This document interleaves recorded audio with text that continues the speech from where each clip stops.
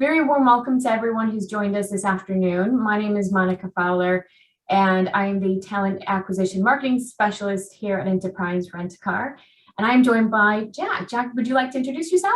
Yeah, absolutely. Hi, everyone. I'm Jack Timms. I am currently working at Middlesex University. So I work within MDX Works, which is the Careers and Employability Service, and I work as the head of the service at present. Great. Yeah, and we're really excited to bring you this session today about how to sell yourself in an interview. We have found that students are doing well with getting the right skills, either that be in paid employment or volunteer work or through their academic studies. But actually, when it comes down to their interview, that's where they're falling down. And so if I were to say to everybody, today you have the opportunity to make a significant change to your application so that you do stand out without having to go out and get more experience. And I think everyone's on board to that. So today, this session is going to be focusing on how to sell yourself in the interview and focusing on 3 areas. And first is going to be on, of course, you. What are you selling in an interview? What would you say is the answer to that, Jack? What are you selling in an interview? When you go into an interview, what would you be selling? I'd always hope that you were trying to sell yourself first and foremost. But yeah, I think that's absolutely crucial. Every interview that you undertake should always be focused around, am I selling myself in the best possible manner to the panel in front of me? So yeah, it's around that preparation piece that comes with, how do I ensure that when I leave that interview, I am the memorable candidate and I have ticked all the boxes that panel were looking for, and hopefully a whole lot more. So it's all around selling yourself. Yeah, absolutely. And that's oftentimes the very first question that candidates will be asked during our interviews is, tell me about yourself. And it is also one of the questions that candidates get not necessarily wrong, because there's nothing right or wrong with about telling people about yourself. It's the manner in which you explain your skills, and when you tell someone about yourself, it's that elevator pitch that we like to talk about. So is your elevator pitch ready? It's oftentimes at the beginning, so you're gonna that's going to set the tone for the interview. So that elevator pitch is by far the most important thing that you can get ready. Things to include are obviously telling the interviewer about yourself, and use things about yourself that are tailored to the role. So be strategic about it, rather than just telling them everything about you. You've not left anything off the table, but then there's no relevancy back to the role. And of course, I would also say, not to be afraid to sound confident or too confident about your skills and a little bit about yourself, but you really feel that role is suited for you. Don't be afraid to do what we call a trial close, or closing on it and saying, and this is why I feel I'm going to be a perfect candidate or a perfect employee for this role, for this organization. So that's what it starts with, is as Jack said, selling yourself, starting with you, and making sure that you cover all those areas. Okay, we like to hear about you, what you like to do on a personal basis. So you can add that, any hobbies, and any, of course, interests, and of course your career goals. What are you really interested in doing? At the end of the day, it's a job interview, so you're selling yourself.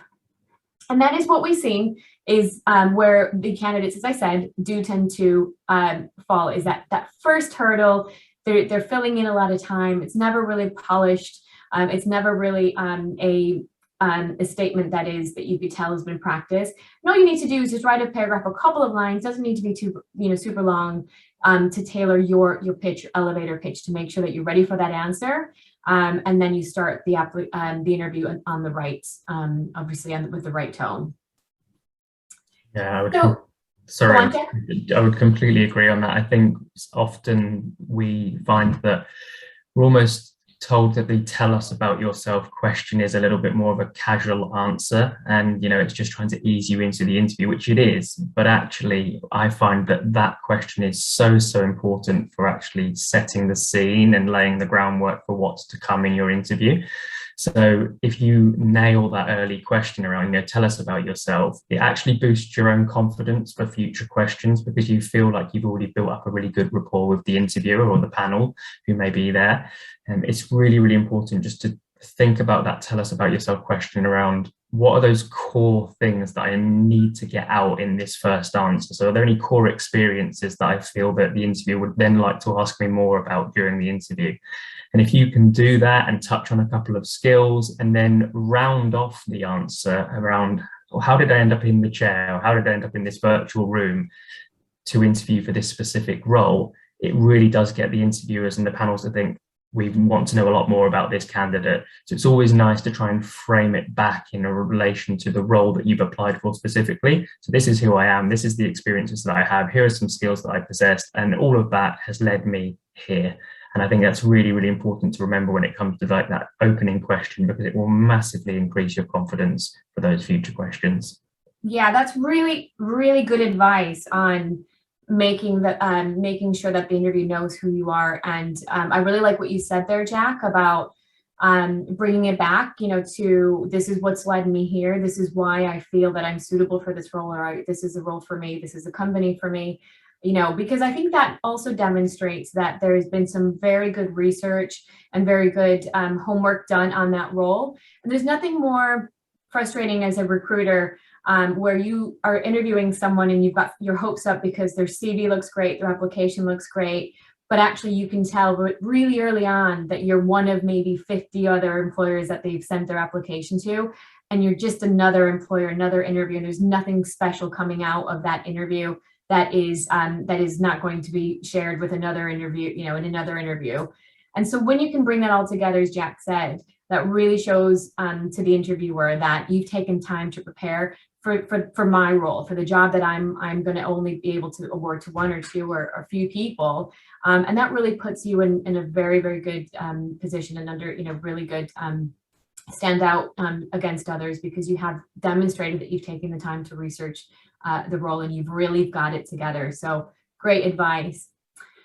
Now, I often have questions asked during seminars and webinars that we run on campus from students who say, how do I come across, or how do I get across the hurdle of demonstrating all the skills that the job advert is showing or is asking for, when I don't have them all in work experience? At the end of the day, I'm going to be applying for a placement role, and that's to get me experience for my graduate role, or a graduate role is still very early, early career, so I don't have a lot of experience. Well, we see this come up often as well, is that applicants aren't utilizing their hobbies or their interests or their extracurricular activities to help shape them, who they are, as Jack was talking about earlier, and we'll just answer the questions based on work experience, and it's not about that. We want to know about your other experiences. What have you drawn? What experiences have you drawn on? Just experiences in life and in general, your community, your family, your friends, your networking, and circles, because they do shape who you are, and we're going to invest in you. Based on what you're capable of doing, your potential, and we can honestly say that as employers, we want to hire for the potential, not on what you've proven that you've done, but what you can bring to the role. So oftentimes you may have the skills, but can you demonstrate it? So those are kind of the questions you want to ask. And so for us, we do very much consider extracurricular activities, like, for example, playing chess with friends, or maybe competitively in part of a team, or you may be part of a gaming society. Sometimes there's some really some societies out there that could be the salsa dance club, or it could be I think in some parts of Scotland they have the Harry Potter Society. All those societies mean something. Okay, they may not be necessarily building your skills for specifically one role, but you're gaining some soft skills by being part of those societies and those groups. And we do want to hear about it. obviously playing chess shows a lot of strategy, independent, obviously thinking. If you're part of a sports or a society, perhaps communication and leadership. And it also helps fill some skills gaps. And I recently had someone tell me that they on their application, they listed their job experience or work experience in chronological order, but they left the most important for last, and that was because they were doing it in that order rather than the most relevant. And it turned out that they had worked in a retail or actually fast food chain restaurant that we have lots of applicants from, and they've gained some really great experience because it covers that hospitality, covers customer service, sales, communication, leadership. So it covers quite a lot of our skills that we look for in our roles. But they thought, well, just because it was a low, perhaps paying role where it wasn't a career, they didn't think it was important or necessary. And I would also, and I would definitely shy away from that, just assuming. Just think about the skills that you're performing. Anything, Jack, from your standpoint on how hobbies and interests can help the application? Yeah, I completely agree, Monica. I think we always talk around the degree and work experience as those two core elements as to how you secure a graduate role. But actually here at Middlesex, we always say to our students that they're just a couple of pieces of the puzzle. Your own lived experiences and your own personal experiences are equally important if you can frame them in the right way for the role that you're applying for, to tick off competencies from the job description, as you just said. So I think we have around like 85 societies and liberation groups here at Middlesex. Some of them are really ethically important. We've got the Mutual Aid Society, we've got Sustainability Societies, we've got Amnesty International. I'm not saying you have to be part of something that's ethical, obviously it helps, but actually these sorts of societies are very topical, they're very important at the moment in terms of what's in the news. So if you're part of a society that is very, very topical and something which can lean towards the organisation that you are applying to, and you can read about their values, for example, often you can align with the company, not just in terms of the skills that they're looking for, but actually looking at their values and what is meaningful for that organisation. And then at the same time, you may have held a role within, your Harry Potter society, or you may have been a treasurer within the, burlesque society. Crazy one, I'm thinking. But these sorts of things could be really, really useful for actually talking about the skills that you have acquired as part of your role within that opportunity. So it's not always just thinking about, when I was in the retail role or as part of my project that I did with my group during my degree, which often employers will hear these things very often. So it's trying to come up with a unique example. And, the Burlesque Society, someone actually said this the other day to us, it's memorable. It's something that, your panel will think, okay, that's a bit different. What was your role? Okay, I was the marketing assistant and I organised all of our socials and I had to run the social media. I had to come up with the communication strategy to get people interested. These are apt and very, very important skills for a role that you could be doing. So I think it's always important to look beyond the obvious, and it's not just about thinking, oh, well, I wasn't captain of a sports team, or I didn't play football or netball. They're just, again, small components of a story. You could have been involved in so much more. You could be doing things outside of university for, a church. You could be doing things as a volunteer. All of that forms part of your story and forms part of the picture which you will sell to the the panel in front of you. So yeah, I think it's really important, Monica, for everyone to look beyond those just work experience and degree and think about that personal as well, because it's sometimes tells an even greater picture and something more meaningful. Yeah, absolutely agree. Those societies are and those extracurricular activities are so important. They do shape us. And here's the thing, I found that even in looking back and reflecting on my own, a pre-career experience at university, I was doing things that I enjoyed. And so when you practice those skills in that, in that kind of environment where it's your time, it's your volunteer work, no one's asking you or paying you to be part of something, but you are, and you're exercising these skills because you enjoy it. It kind of leads you in the direction of where your job search is going. So if you really enjoy being, working with others, if you enjoy the marketing side, if you enjoy socializing, if you enjoy making an impact, those are the types of roles in the companies that you will end up, you'll naturally be attracted to, because they, as you said, very, I think a very great point there, Jack. These are all very meaningful things for for you, and it will be for the organization. And it's not just about, again, the skills on paper and what you will bring, but actually, what does this actually mean to you? Are you going to just be doing these things because you want to, because that's your job, or do you truly believe in this? And do you think, for us, for example, the customer is the most important value we have, the most important thing we have. And so therefore you have to be passionate about customer service. And so bringing that together, as you said, really makes all the difference. So that's some really great advice. Thank you, Jack. And I guess leading now into the third tip or point we want to make is, obviously you got yourself to the interview stage. Obviously your application stood out using your hobbies and your interests. You stood out in your phone interview. Now you've got your virtual interview, or some employers are doing face-to-faces. I know for us, the last stage is now, the last stage is a face-to-face with the hiring manager, the area manager.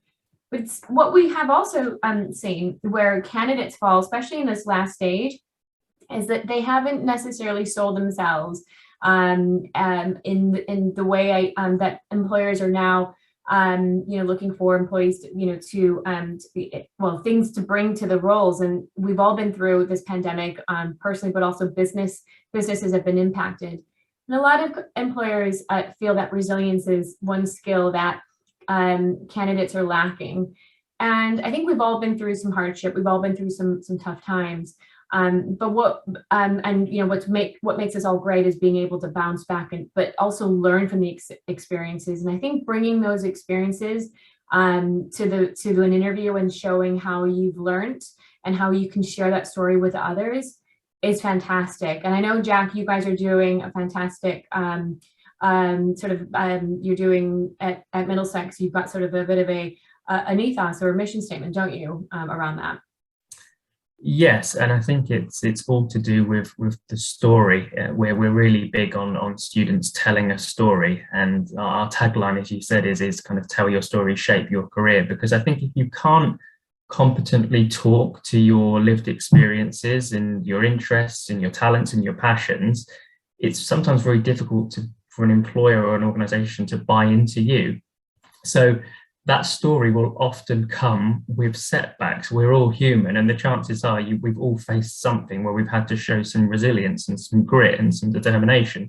And these are the types of skills that we're hearing more from employers that actually matter equally as, your classic soft skills like communication, teamwork, and problem solving. So it is about how you tell that story. And I think it's around having conversations with your careers department, for example, because it will really help you to reflect first and foremost on what have you done. And that can be, as we said, anything from the experiences you've gained to reflecting on your actual degree itself, to reflecting on those modules, then thinking about, okay, I've also got some personal experiences to reflect on and some co-curricular activity. And usually what will happen in those conversations, if you're comfortable, is something comes up where you think, oh, and then there was a bit of a setback, or then this happened. And as a result, I had to show some resilience, and I had to really ensure that, as an example, I lost an internship because of the pandemic. And rather than just thinking, well, I didn't get any experience, I came and went to the career service, and we looked at opportunities, and I found that I could do some programs through LinkedIn Learning, which could plug a skills gap.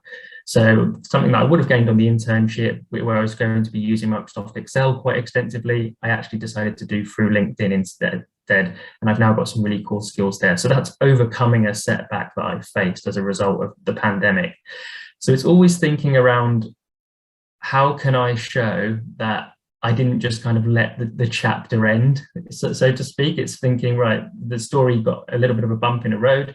And I think we always say to students, and I've always said this in the past, we talk about the STAR technique, and I'm sure we'll come on to that, Monica. But actually, sometimes when you think of your story and structuring answers, it's almost that kind of once upon a time thing.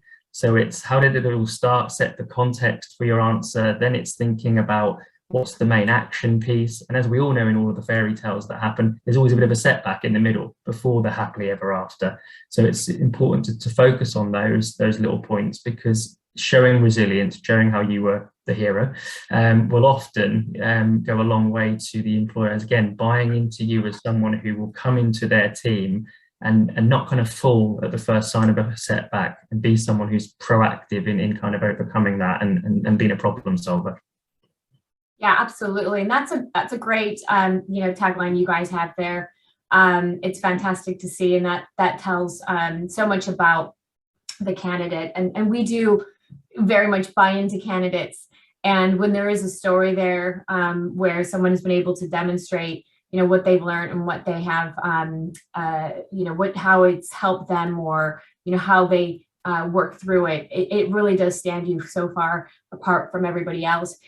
And I have noticed that some candidates feel like this, some things are just common, such as that they've always looked after a relative that has special needs at home, or maybe, younger brother or sister, and they've just always done it before they got up and went to university, or in between, and they didn't think it was necessary to bring up. Well, that is definitely something that will stand you apart, because it shows a lot of, strong work ethic, adaptability, perseverance. And so it is absolutely important. So I think that's great advice, to make sure that you pick out your story, which when you feel comfortable and you think, right, this would really stand me apart. So thank you, Jack. And I think just, I guess in summary, this all falls under the communication skill that we assess on, verbal and nonverbal. So obviously, verbal communication, you've been sharing your story, highlighting your skills and your through your hobbies and your interests, and you've got your elevator pitch and your opener. But throughout the interview, you want to make sure that you are you're making eye contact as much as you can. Sometimes it's a little bit difficult in a virtual interview, but obviously making sure that you're smiling, that you've got, your posture is, you're upright, and that eludes confidence. And that's also what's going to help you in the interview, because you've got loads of skills and hobbies and interests and experience, but you're not actually portraying that because you're looking sideways, you're looking down, you're slumped on your chair, your seat. Maybe you're doing the interview from a sofa. Maybe your phone's on your hand and you're moving around. Make sure that you're really taking time to that, so that you're shown in the best possible light to that interviewer. So that's my last piece of advice for you. Any final tips from you, Jack? I think the one that I always go to is, if you're in an interview situation and you come out of the interview at the end and feel, I could have done more there, that's a huge regret often. So I would always say my takeaway piece would: never regret an interview for reasons that you could have solved prior to it. And it usually is down to that preparation piece. So work with the career services at the universities, for example, because often you can do a mock interview. And usually if you've done a mock interview, your actual interview will be far better. Make sure that you understand the different types of interviews, whether it be the competency-based or strength-based. Understand how you answer the questions, thinking about things like the STAR technique, and just ensure that you've given it everything, looked at the company, looked at their values, tried to align your own story in terms of skills, values, and experiences towards why you're in the chair that day interviewing with them. It's often those who regret simply haven't done enough preparation, because actually, if you do put in that prep work, the chances are that you will be memorable. And if you are someone who can tell a story, because that's all this is, and you practice that with people, the chances are you will end up being offered opportunities more often than not, because you've done the right work and that you're in the chair for a reason, I would say. Yeah, absolutely. Great advice. Thank you so much. And I just want to finish off by saying, obviously, our careers website is careers.enterprise.co.uk. And then, of course, our socials that you can connect with if you haven't already, especially our YouTube, where a recording of this will be recorded. So you can have access to it to replay that again. So I'm just going to stop sharing my screen here and go straight to the questions now that are in the chat. So okay, so how do I know if I'm answering your testing, i.e. situational judgment or reasonings correctly, or how your ideal candidate would? That's a really good question. So how do you know that you're answering that question? Well, sometimes you don't know in the interview that that you are. You just need to kind of gauge, I guess, and ask for feedback. But sometimes you will get feedback if it's testing. And, you know, I guess it's the main thing. The most important thing is to ask lots of questions and to ask for feedback as you can from the interviewer. They will give you, obviously they may not give you the outcome, but they will tell you how you did, or if there were any concerns. It's absolutely fine. So asking questions as well. And our ideal candidate, I think, as we mentioned earlier, is the candidate that does a really good job of selling themselves at the beginning, knowing having their elevator pitch ready, utilizing and drawing examples from all of their experience, not just academic experience or work experience, but, you know, hobbies and interests. And as Jack said, you know, really showcasing, you know, who they are and some of the, you know, I guess what's important to them, what the, you know, some of these meaningful and you know, important societies that, you know, that mean something to them, so that when they are putting together their application, you know, we can see this person has a real you know, real interest and you know, real investment in this role. You know, and enthusiasm, you know, showing that enthusiasm, that body language, positive body language. So anything else to add to that question, do you think, Jack?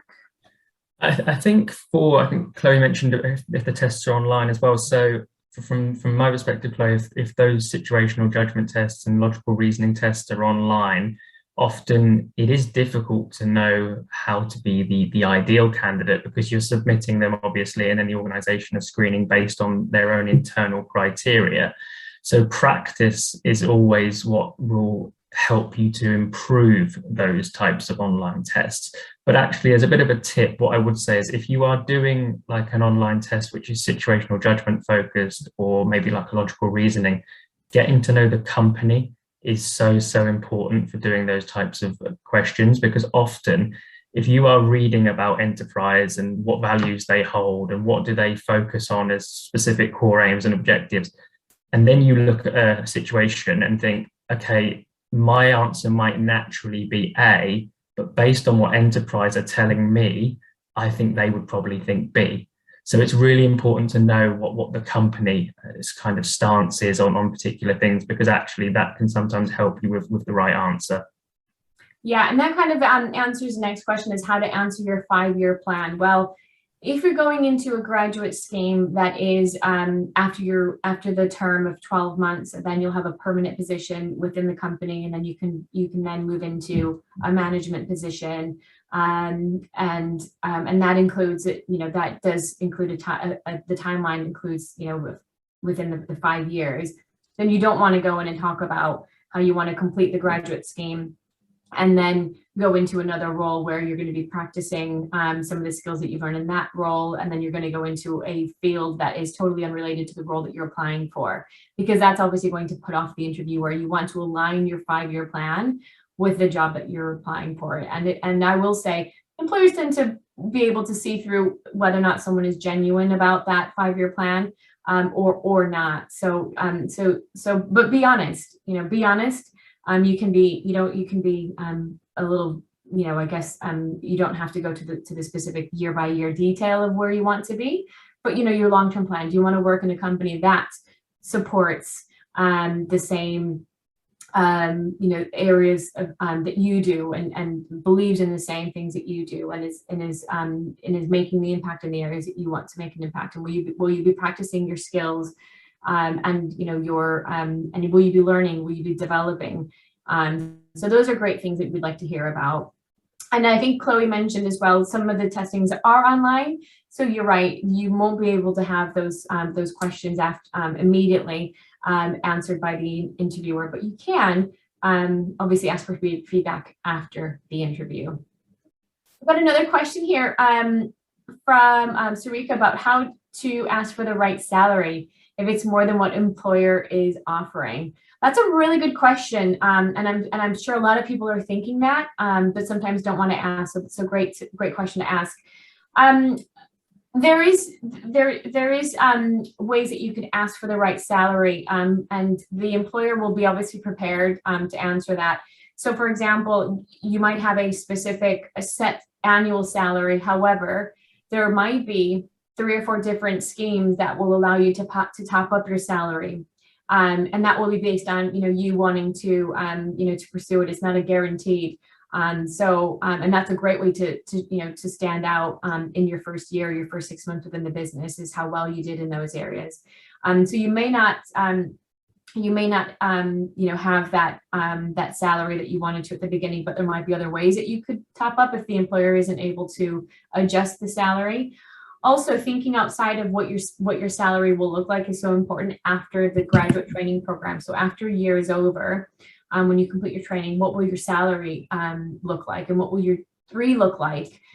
So I think directly just asking, is there any scope for adjustment in the salary based on my experience? Why is it that you would want an employer to invest a bit more on you than someone else? What could you bring? Remember, you're selling yourself, and if you haven't been offered the position yet, I think it's very, you want to be careful making, you don't want to give off the wrong impression by maybe not asking it correctly. So my advice would say would be to hold that, maybe reserve that question to when you know that you've been offered the position or you've been successful, and then you can take that conversation to the next level about the salary.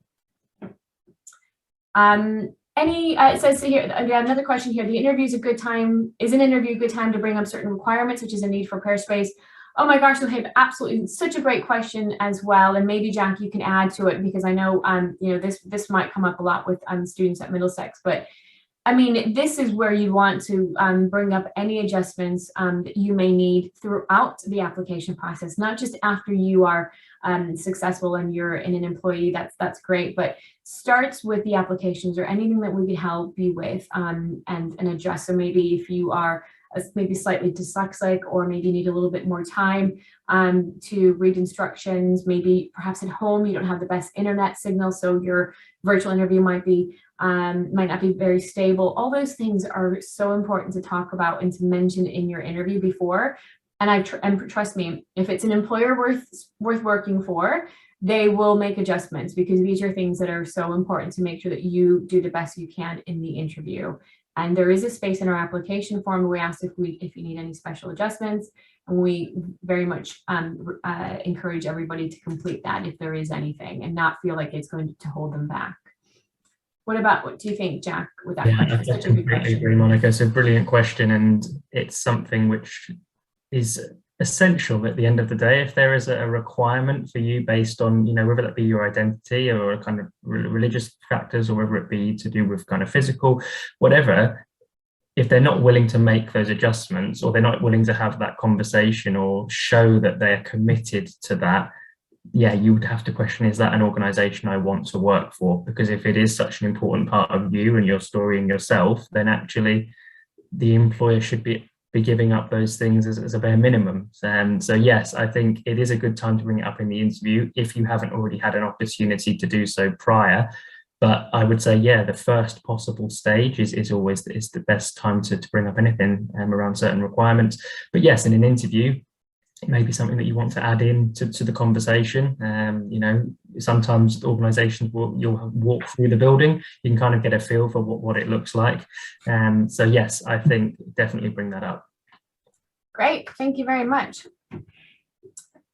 Fab. I think this concludes all the questions. And of course, Jack, thank you so much for your contributions and your really valuable advice.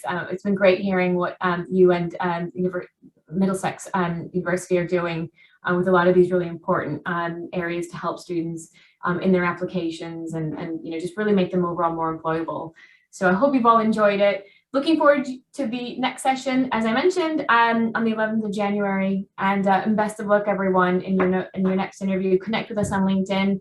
We will be sharing on LinkedIn some of these, obviously the sessions. So it'd be great to hear from you and let us know how you get on with your interviews. Take care and have a great rest of the day, everyone. Thanks, Monica. Take care, everyone.